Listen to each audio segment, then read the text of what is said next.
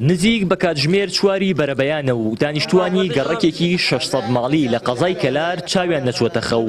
ئەوان کە لەم وەرزی هاوینەدا وەک پێویست کارەبای نیشتیمانیان پێنادرێت، خراپبوونی مۆلیدەکەشیان چەند شەوێکە نەیهێشتووە بخەون و لەبەر گەرما و لە چاوەڕوانی هاتنەوەی کارەبای نیشتیمانی لە کۆڵاندا ڕۆژ دەکەنەوە. کاکە ئێمە گەڕێکێکین زیاد لە 500-600 ماڵ. ئەم 500-600 ماڵە لەسەر یەک مۆلیدین کە ئەم مۆلیدەیە. ئەم وەلیدەیش بە ئارەزووی دڵی خۆی هەر کاتێک بگونجێ بۆی کارەبامان بۆڵەکە کە نەیش گونجیا ئیتر ئەوە حاڵەکەمان ئێمە لە 12 شەوە هەتا ئیسە کە چواری بەیانە کارەبامان نییە.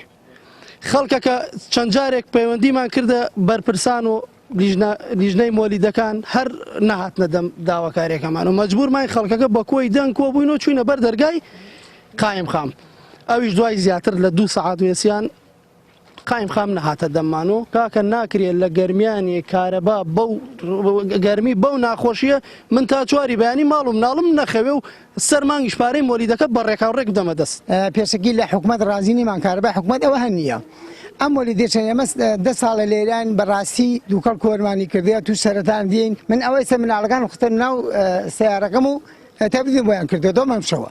ئەوە ساعت چواری بەیانە ئەم لە 12 کارەبای نییە. ئەم مۆلیدە هیچ کەسی لێ رازی نیە ئەگەر یەک ماڵێ رازی بێ بەسەر چاو بۆ لە ساحەکە دانانە بۆچی کوا احتیاجەکەی کوا.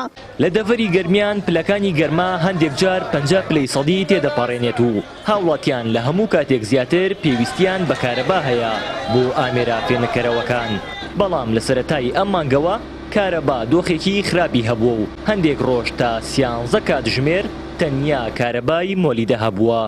وەکو ئەوەی کە ئەمە تاکو ئەمڕۆ تقریبا نزیکەی 200 ساعت کارەبای مۆلیدە ئیشی کردووە، بەڵام ڕۆژانە ثابت نییە، بەڵام بە تێکڕای 8 ساعاتێک ئەبڕێ بەڵام بە تێکڕای لەبەرەوەی 200 ساعت براوە ئەمڕۆ 26 مانگە نزیکەی 8 ساعاتێکەکە، بەڵام پارەکە بۆ مانگی حەوت تقریبا 270 ساعت مۆلیدە ئیشی کردووە. ئەم ساڵ لەوانەیە بچێتە 220 ساعت 230 ساعاتێ بێ. خاڵێکی تریش ئەوەیە کە مۆلیدەکان زۆرتر کارەبای مۆلیدە زیاتر ئەدەن واتە عام زۆرتر ئەبڕێ. پێشتر مۆلیدە 4 ساعت ئیشێ کرد 3 ساعت ئیشێ کرد عام هات تقریبا 5 ساعتی، بەڵام ئێستا پێچەوانەوە بووە مۆلیدەمان هەبوو ئەمڕۆ 9 ساعت 8 ساعت ئیشی کردووە. ئەمیش تەئسیرەکاتە سەر ئەوەی ناتوانانی مۆلیدەکەی بکشێنێتەوە هەم گەرمایە نایکشێنێتەوە تووشی کێشا بێت و عاتڵە بێت. لە بەرامبەردا بەڕێوبەری گشتی کارەبای گەرمیان دەڵێت لەم مانگەدا بە تێکڕا 15 کاتژمێر کارەبامان بۆ هاوڵاتیان دابین کردووە. ئێمە وەکو بەرەبەراتی گشتی کارەبای گەرمیان بەپێی ئەو پلە گەرمایی کە لە ناوچەکەمان هەیە لە مانگی 6 و 7 و 8 ئێمە هەموو ساڵێک بە تەنسیق لەگەڵ وزارەتی کارەبا بەرەبەراتی گشتی بەرهەمێنانی کارەبا بڕی 20 مێگایە هاوکاریمان ئەکرێت لە وەرزەکانی هاوینە لە وەرزەکانی تر لێمان وەرەگیرێتەوە. بۆ نمونە لە زستانە ناوچە کوێستانەکان زیاتر پێویستی بە کارەبایە، لە هاوینە لای ئێمە پێویستی پێێتی. ئێمە بە تێکڕای پێدانی کارەبا لە مانگی تەموزی ئەم ساڵکان 25 ڕۆژە ڕۆیشتووە ئێمە بە تێکرا نزیکەی 15 کاتژمێر کارەبامان لە گەرمیان دابەش کردا. ئەو بڕە کارەبایی کە بۆمان هاتووە لەگەڵ دانانی پێوەری زیرەک لە سنووری گەرمیان کە ئێستا 185 تەواو بووە زیاتر لە 185 هاوکار ئەوە بۆ بەم بڕەکەمەی کە دابین ئەکرێ بۆمان لە وەرزی هاوینە ئێمە توانیمانە ئەم 15 ساعت کارەبای نیشتیمانی بە هاوڵاتیان بدەین.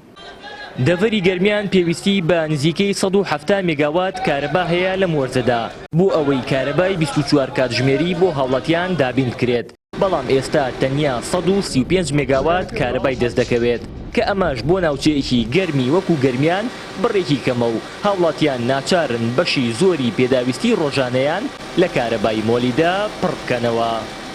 هاوار محەممەد، کەناڵی پەیام، گەرمیان.